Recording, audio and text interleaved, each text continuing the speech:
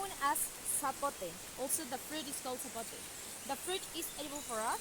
Also, you can use it for resisting altitude sickness here in Costa Rica. Long time ago, we used it here in the country for producing bubblegum. It has a seed inside, looks like an avocado, and produces a sap that long time ago we used to extract here in Costa Rica for produce a bubblegum. Just that